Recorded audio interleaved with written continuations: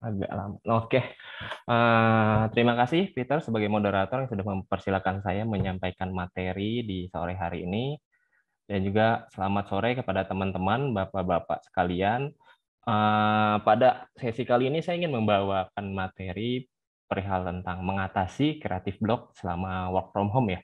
Jadi intinya di sini tadi saya jelaskan seperti ingin sharing aja ya dari pengalaman pribadi, mungkin teman-teman juga ada pengalamannya gitu. Di saat kita dituntut untuk bekerja secara full, kita dituntut untuk berpikir secara istilahnya itu berpikir secara keras untuk menghasilkan sebuah ide-ide yang brilian, ide-ide yang konstan. Gimana sih ceritanya tuh? Kita udah penat di rumah terus, kita nggak bisa kemana-mana selama pandemi, tapi kita harus memberikan hasil-hasil ide yang brilian gitu. Nah, seperti inilah. Jadi ingin saya bahas terkait dengan hal-hal apa saja sih yang perlu kita atasi supaya kita tidak merasa kreatif block lagi gitu ya. Jadi sebelum masuk sesi berikutnya atau ke inti pembahasannya, saya ingin memperkenalkan diri dulu, barangkali ada yang tidak kenal dengan saya ya. Jadi kalau bisa dibilang saya ini termasuk orang yang anonim ya. Saya jarang sekali muncul, saya tidak terlalu percaya diri gitu kan, terlihat oleh orang lain. Jadi kali ini saya dituntut untuk memberikan materi, saya diminta untuk menyampaikan apa saja sih tips-tipsnya selama kita bekerja, apalagi dari rumah atau work from home, supaya kita tidak lagi mendapati masalah creative block gitu ya. Jadi nama saya Gusti Pramana Johan, saya lahir di Jakarta pada tanggal 15 Januari ya tahun 91 lah ya. Jadi terlihat usianya lumayan hampir mendekati usia ya gitu ya. Kalau ngomongin usia agak berat juga ya. Jadi status saya saat ini alhamdulillah saya sudah menikah, saya sudah memiliki seorang anak yang berusia 4 tahun saat ini dan sudah bersekolah alhamdulillah. Saya lulusan dari Universitas Mercubuana, jurusan Desain Produk tahun 2016 lalu, yang dimana saya harus, seperti yang sudah jelaskan, makin ke sini era digital semakin canggih, semakin ini berkembang, jadi saya mengharuskan diri saya untuk masuk ke dalam perguruan tinggi gitu. Jadi awalnya saya tuh lulus dari sekolah menengah kejuruan, mungkin agak agak menyimpang ya. Saya dulu itu jurusannya administrasi perkantoran, kalau bisa dibilang itu saya seperti sekretaris lah jurusannya gitu ya. Hanya pembukuan, menulis surat, menerima tamu dan lain sebagainya. Tiba-tiba saya masuk dalam dunia desain, dunia seni, karena memang saya dahulu tuh terpancing gitu. Saya sempat memiliki sebuah bisnis yaitu bisnis clothing gitu ya kalau teman-teman tahu. Jadi di situ saya seperti merasa tertantang gitu. Saya ingin meminta tolong untuk membuatkan sebuah desain poster untuk Facebook dulu ya, tahun 2010 itu belum ada Instagram, tapi si desainer ini bilang ada biayanya. Padahal di sini saya cuma minta tolong buat sebuah poster greeting ya, poster greeting untuk Idul Fitri. Karena di situ saya merasa dipermainkan gitu ya, kasarnya ya. Akhirnya saya tertantang pada tahun 2012, saya coba untuk masuk ke jenjang pendidikan perguruan tinggi gitu. Saya masuk ke jurusan desain dan ternyata di dalam dunia desain ini agak berat kalau memangnya kita tidak memiliki background seni ya di dalam diri. Gitu. Jadi saya coba untuk beradaptasi dan ternyata saya menyukainya, saya bisa melewatinya. Ya alhamdulillah saya lulus pada tahun 2016. Lalu juga experience saya dahulu itu saya bekerja di entertain ya. Kalau memang dulu mungkin teman-teman pernah mungkin barangkali dan sekarang mungkin udah nggak ada ya. Mungkin dulu pernah melihat saya sering muncul di beberapa apa ya sebutnya kayak kuis-kuis TV, kayak kuis siapa berani gitu ya, kayak missing lirik, kayak beberapa film-film kecil gitu ya. Saya sering muncul di situ gitu teman-teman. Jadi karena dulu sebenarnya saya punya bakat di talent, tapi memang karena sudah tidak biasa, jadi saya merasa canggung sekarang kalau muncul di depan publik gitu ya. Juga saya dahulu itu sempat fokus di dunia manajemen musik gitu ya. Saya sempat membawa beberapa band dari band label dan juga sampai band indie. Yaitu dulu saya pernah bekerja di Niji, saya pernah bekerja di Vera dan juga saya pernah mengurusi manajemen musik sendiri yaitu band indie. Itu kalau mungkin teman-teman mungkin nggak kenal ya kan sekarang namanya Remember of Today. Itu dulu saya pernah membawa band tersebut beberapa tahun gitu ya teman-teman. Dan juga saya sempat membantu band indie bernama Piwi Gaskin waktu itu ya. Lalu setelah dari situ saya putuskan untuk vakum di dunia musik karena menurut saya ini saya sudah cukup berkecimpung di dunia musik. Saya sekarang sudah masuk ke dunia baru yaitu dunia seni, yang dimana kedepannya ini di dunia seni sangat dibutuhkan oleh masyarakat luas. Akhirnya saya fokus pada tahun berikutnya, 2 tahun berikutnya maksudnya. Tahun berikutnya itu saya vakum dulu, langsung saya 2 tahun berikutnya, tahun selanjutnya, barulah saya fokus di dunia seni, mulai dari freelance membuat desain-desain clothing ya, beberapa brand temen, dan juga saya buat beberapa untuk kebutuhan lainnya gitu. Nah, terus juga mengisi pameran, beberapa undangan-undangan pameran, baik pameran digital maupun pameran konvensional yang di ruang pamer. Dulu saya pernah pameran di Gambir ya, di Galeri Nasional, juga saya pernah diajak di UNAS daerah Yogyakarta. Sorry, UNAS itu di UNAS, bukan Yogyakarta, bukan di UNAS. Itu saya diminta untuk mengirim ke beberapa file mentahan desain, akhirnya beberapa karya saya dipajang di sana. Dan setelah itu saya fokus di dunia digital marketing gitu teman-teman. Jadi dunia sendiri saya tinggalkan karena saya memang ingin merambah ilmu baru gitu ya. Lalu saat ini saya bergabung di Exlist menjadi corporate communication head gitu teman-teman. Sudah sekitar 2 tahun lebih ya saya sudah berjoin di dunia, maksudnya di PT Exlist Lentera Indonesia ini gitu.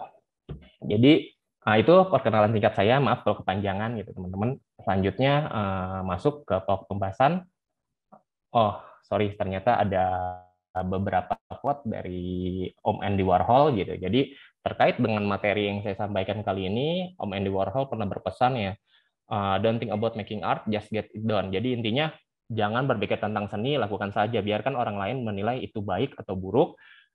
Mereka menyukainya atau membencinya, selama mereka menilai, buatlah lebih banyak karya seni gitu. Jadi intinya kalau kalian lagi kreatif block, kalian lagi udah mentok gitu ya, ya udah hiraukan aja apa kata orang gitu. Kadang kan hal-hal ini membuat kita jadi down ya, membuat kita jadi insecure kalau kata anak-anak saat ini gitu ya. Jadi kita takut untuk berkarya, kita takut untuk memberikan hasil yang terbaik, kita bingung harus bagaimana. Kalau misal sudah mentok kayak gini, kita mau nanya orang malu, kita mau berbuat ini nggak mungkin gitu. Jadi kata Om Andy Warhol ini, ya udah kerjain aja gitu. Selama itu membuat kita lebih baik, selama itu membuat kita senang, kerjain aja. Salahnya belakangan, karena karya seni itu tidak ada baik dan tidak ada buruk gitu. Tergantung dari selera masing-masing. Ada yang suka, ada yang tidak gitu. Jadi teman-teman tidak boleh lagi merasa waduh nanti nggak disukai, enggak, itu balik lagi seleranya gitu. Apakah ini mengikuti dengan pasar seni saat ini atau tidak, apakah ini sudah mengikuti yang sedang hit saat ini atau tidak, atau memang mungkin tipikal orang lain ini ada yang idealis, ada yang tidak gitu. Jadi kalau memang dia idealis, mereka kadang itu tidak mengikuti atau tidak mendengarkan saran orang ya, itu agak riskan gitu ya kalau di dalam dunia seni saat ini gitu. Jadi kebanyakan memang orang kalau mencintai seni itu idealisnya tinggi gitu teman-teman. Jadi ala kadarnya kalau memang kita, alangkah baiknya kalau memang kita memiliki jiwa idealis, tolong idealis kita itu perlahan kita sisihkan dulu gitu. Karena semakin kesini itu teknologi semakin berkembang, makin banyaknya permintaan orang. Kalau kita berpikir secara idealis, kita nggak akan bisa berkembang untuk diri kita juga gitu dan orang lain gitu ya. Jadi mungkin ada beberapa teman yang tahu tentang Andy Warhol ini. Siapa Andy Warhol ini ya, salah satu seniman populer yang mengembangkan atau memperkenalkan apa itu jenis seni pop art gitu ya. Kalau memangnya teman-teman pernah ngelihat gambar seni atau di baju gitu ya, gambar pisang, nah itulah karya seni beliau gitu. Jadi dulu pernah ada sebuah band legend nama The Velvet Underground, dia kolaborasi dengan Andy Warhol, dia memakai desain Andy Warhol, gambar pisang tersebut gitu teman-teman. Dan juga gambar kaleng sop tomat yang dia pegang ini. Jadi teman-teman mungkin pernah lihat juga ada beberapa seni-seni yang karya seni beliau yang karyanya itu warnanya memiliki warna kontras ya, itu karyanya beliau gitu, pop art.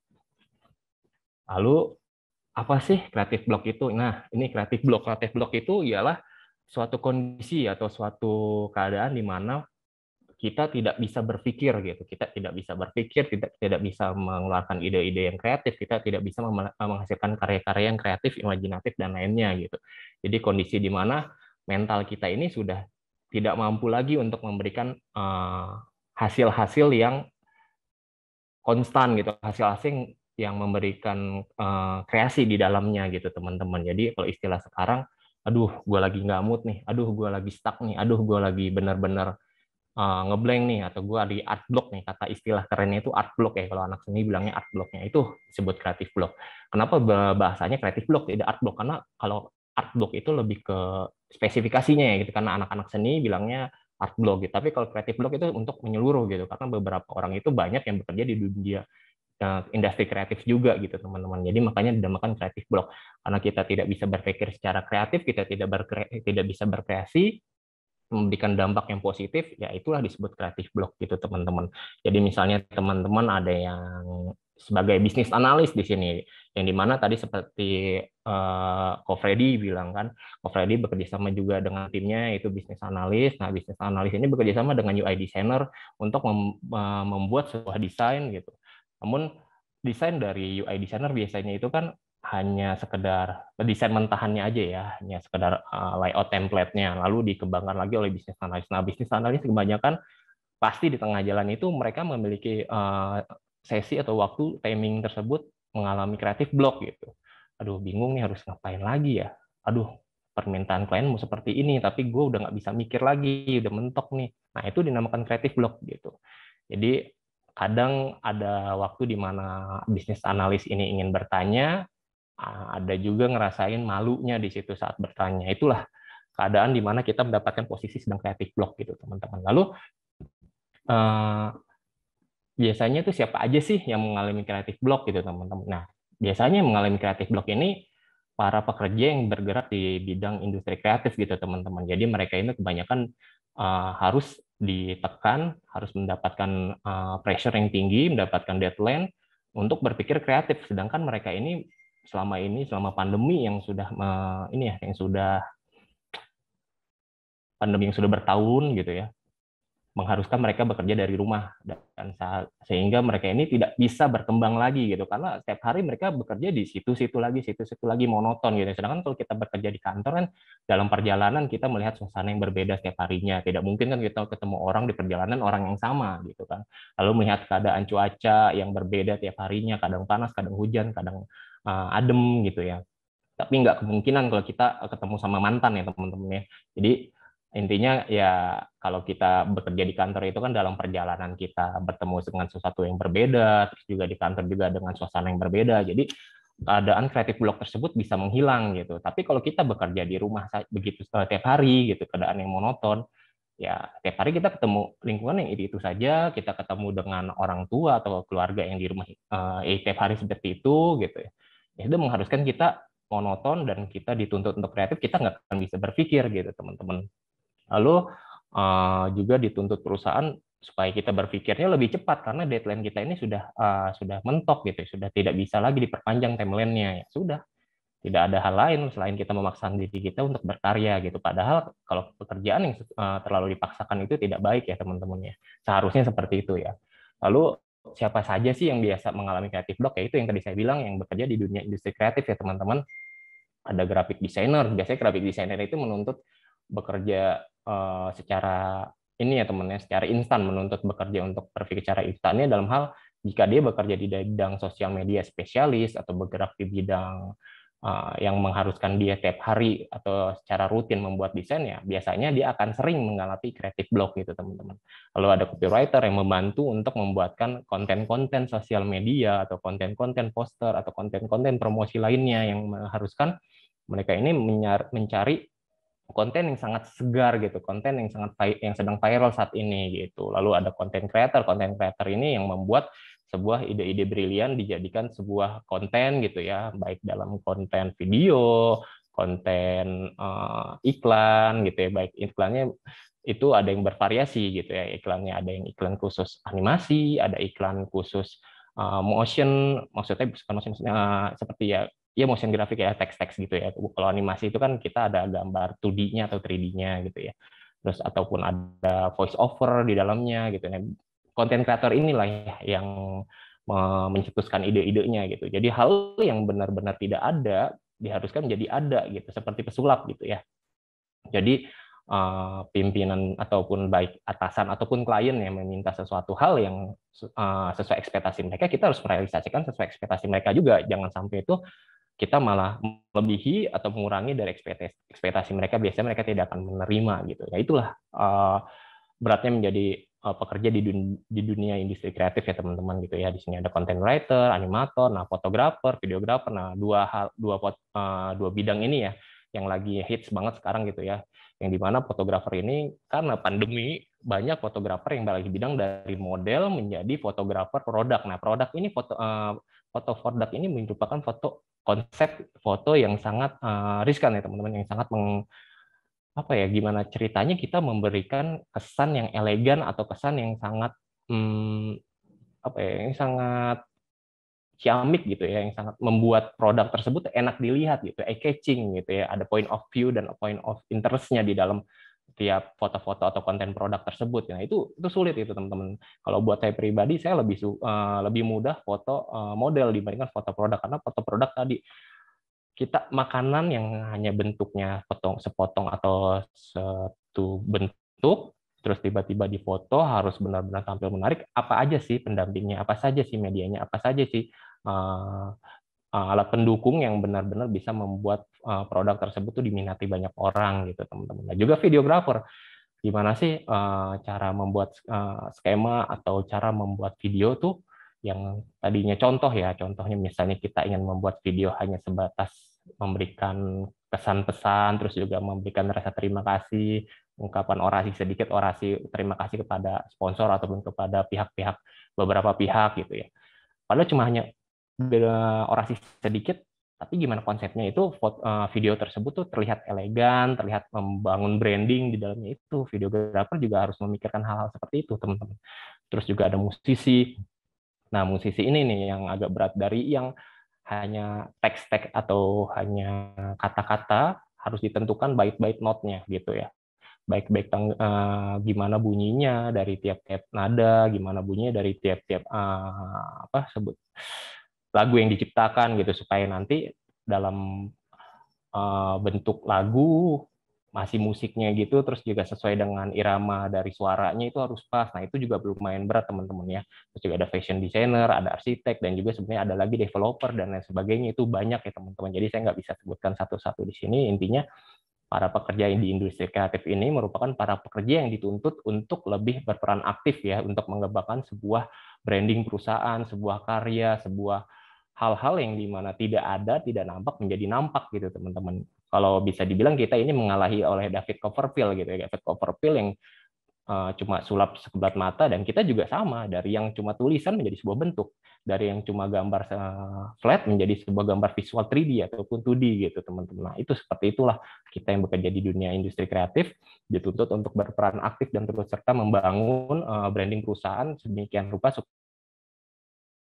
masyarakat luas itu bisa menerima gitu teman-teman. Itu yang agak sulit ya, itu agak sulit hingga kita mengalami kreatif block gitu teman-teman ya. Lalu selanjutnya, nah ini jenis-jenis kreatif block yang teman-teman. Nah ini yang mungkin teman-teman sering mengalami dan juga saya mengalami gitu ya. Mental block ini bisa dibilang keadaan atau kondisi kita itu sudah bingung gitu dengan diri kita, dengan intinya kita tidak percaya diri gitu teman-teman dengan hasil apa yang kita kerjakan gitu. Mungkin teman-teman juga merasakan gitu ya, gue sudah buat nih sebuah karya, gue sudah buat nih sebuah desain, gue udah buat nih sebuah teks artikel ataupun itu gitu teman-teman ya, apakah ini bagus atau tidak gitu ya, apakah ini bisa diterima atau enggak ya. Tapi menurut gue sih bagus gitu, menurut saya sih oke gitu, tapi diterima gak ya ntar sama pimpinan, nanti gue revisi gak ya, kira-kira klien bisa nerima nggak. Ini mental block gitu teman-teman. Ini jadi kita merasa kurang percaya diri ya, kita insecure sama diri kita sendiri gitu, jadi kita kurang berani gitu, kita kurang menerima keadaan ataupun kurang mensupport diri kita kalau kita itu bisa berkreativitas, kita tuh bisa berkreasi, berimajinasi gitu, yang memberikan dampak-dampak yang sangat elegan gitu, dampak-dampak yang sangat mewah dari hasil-hasil kerja kita. Tapi kita tidak berani untuk melontarkan kata-kata itu dari mulut kita, sehingga kita udah mentok di situ aja gitu, diam-diam aja, jadi sehingga kita tidak maju dan tidak berkembang teman-teman gitu ya. Lalu ada lagi masalah pribadi. Nah ini merupakan sedikit ancaman untuk diri kita ya teman-teman.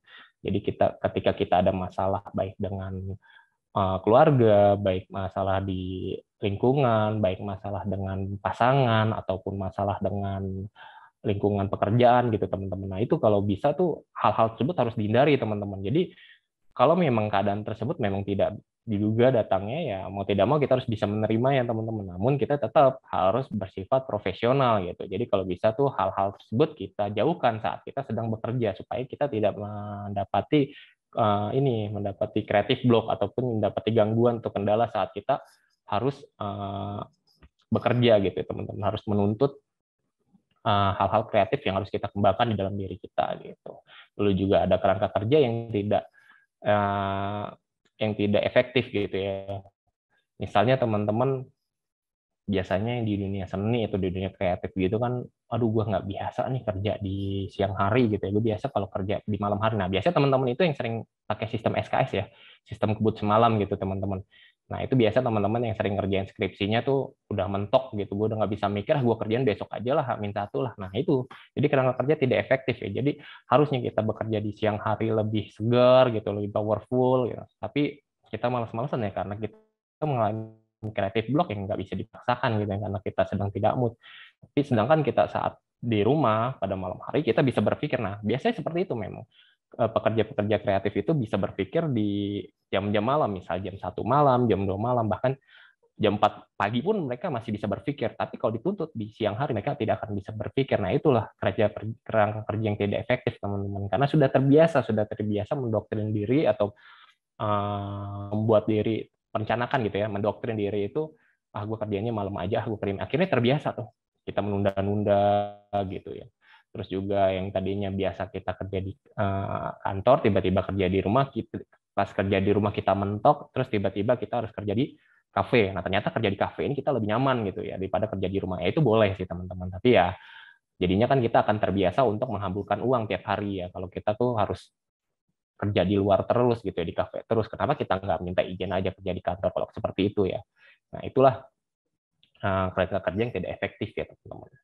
Lalu selanjutnya ada faktor kekurangan. Nah kekurangannya ini yang sangat signifikan ya teman-teman, yang sangat sering dialami oleh beberapa orang, yang dimana faktor kekurangan itu ada dari kekurangan finansial, ada kekurangan waktu, ada yang kekurangan lainnya gitu ya. Misalnya kekurangan finansial itu contoh anak ini sebenarnya berprestasi, anak ini sebenarnya sangat unggul, namun karena faktor pendukungnya gitu, karena finansialnya anak ini tidak cukup, tidak terpenuhi, sehingga harusnya dia bisa berkarya, harusnya dia bisa berkreasi dan menghasilkan karya yang terbaik, karena tidak ada media yang mendukung dia, ya udah akhirnya dia akan stuck di tempat dan tidak bisa menghasilkan yang terbaik untuk apa yang dituntut oleh perusahaan gitu, apa yang dituntut oleh klien gitu. Nah ini faktor kekurangan yang benar-benar saat ini masih dirasakan oleh beberapa orang ya teman-teman. Misalnya kayak laptop dia tidak bisa tidak bisa mendukung gitu untuk beberapa software dalam bekerja, ataupun juga yang dimana harus menuntut dia untuk memberikan karya dalam bentuk hand drawing gitu ya, ataupun dia harus melakukan fotosesi untuk mengambil sebuah konten, tapi tidak ada media pendukungnya. Itulah faktor kekurangan yang merupakan dampak yang sangat krusial ya buat kreativitas seseorang gitu. Lalu ada masalah kesehatan. Nah, masalah kesehatan ini yang sering nih, karena kita terlalu powerful dalam bekerja, kita selalu semangat dalam bekerja, kita lupa sama kesehatan kita gitu ya. Misalnya jam kerja jam 8 sampai jam 5, nanti kita kerja dari jam 8 sampai jam 12 malam gitu, karena kita terlalu workaholic. Nah itu bahaya teman-teman. Memang sih itu baik, tapi kan setidaknya ya kita harus ingat, karena kesehatan lebih mahal daripada gaji kita gitu teman-teman ya. Itu bahaya. Makanya pimpinan dari Exelis Lentera Indonesia ini juga sering berpesan kepada teman-teman juga, terutama kepada saya, kalau kita boleh bekerja, kita boleh semangat bekerja, tapi kita tidak boleh lupa akan kesehatan dan waktu kita gitu. Waktunya istirahat, waktunya bekerja. Makanya dalam waktu bekerja itu manfaatkan waktu sebaik-baik mungkin gitu.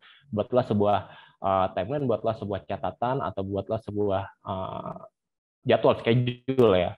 Jam-jam berapa kita harus bekerja, jam berapa kita harus istirahat. Kalau memang di luar jam kerja kita harus dituntut untuk bekerja, ya cobalah bicarakan dengan pihak manajemen apakah kita bisa diberikan jatah lembur atau tidak. Nah, seperti itu pesan dari pimpinan dari PT Exelis Lentera Indonesia ini, karena beliau-beliau ini sangat menghargai waktu, beliau-beliau ini sangat menghargai para anak muda saat ini yang memiliki semangat tinggi untuk bisa membangun kreativitas di dalam dirinya. Saya makanya sangat sangat applause ya untuk para pimpinan, karena beliau-beliau ini sangat mensupport kita yang ingin berkembang lebih baik ke depannya gitu teman-teman. Lalu di sini juga selanjutnya ada komunikasi yang kurang baik. Nah, ini selalu menjadi pertanyaan ya. Jadi kadang dengan adanya pandemi saat ini, di mana kita seharusnya bisa bertemu dengan orang lain, karena pandemi ya kita mau tidak mau melakukan secara online gitu ya. Kita baik melalui chat, baik melalui Zoom dan sebagainya gitu ya. Padahal kita tadinya itu memiliki hubungan yang sangat baik gitu. Tapi karena hal-hal tersebut jadi terlihat itu ketika ada masalah kita balas dengan nada yang biasa, padahal ya ada ketikan yang biasa, tapi orang tersebut mungkin dalam keadaan yang kurang baik gitu ya pikirannya, atau memang ada tekanan sehingga menurut mereka ini atau menurut dia ini kita ini menyinggung, padahal tidak gitu ya.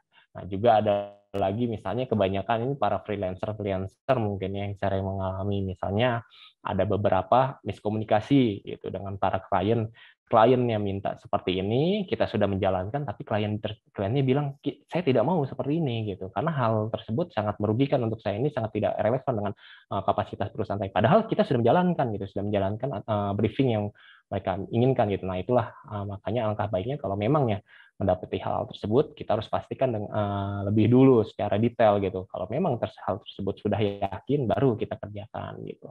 Jadi baik dalam lingkungan perusahaan maupun di luar perusahaan ya, kita kalau dalam komunikasi itu lebih baik kita mencegah daripada mengobati. Kalau memang kita perlu untuk hubungi saja langsung gitu.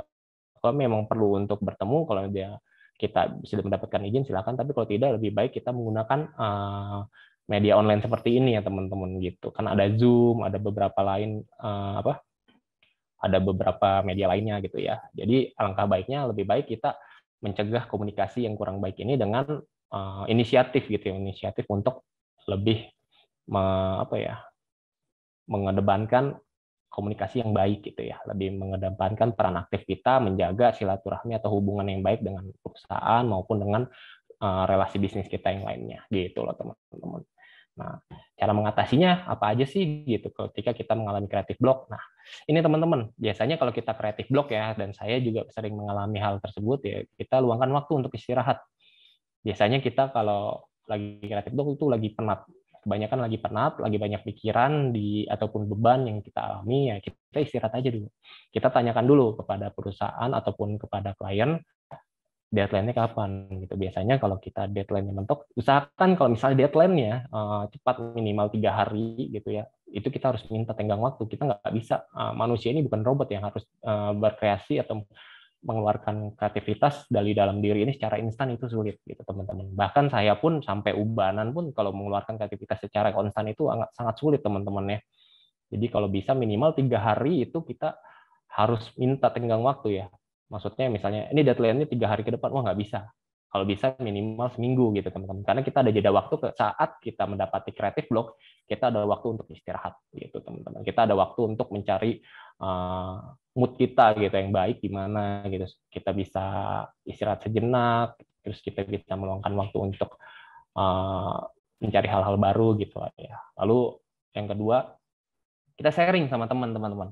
Misalnya teman-teman punya tim gitu ya, teman-teman punya relasi, atau teman-teman punya mentor, atau teman-teman punya junior atau senior gitu ya, yang memiliki skill yang mumpuni gitu ya. Pasti kan dari teman-teman juga sering ya, atau teman-teman bisa menilai dari rekan-rekan teman tersebut skill-skill yang mereka miliki gitu.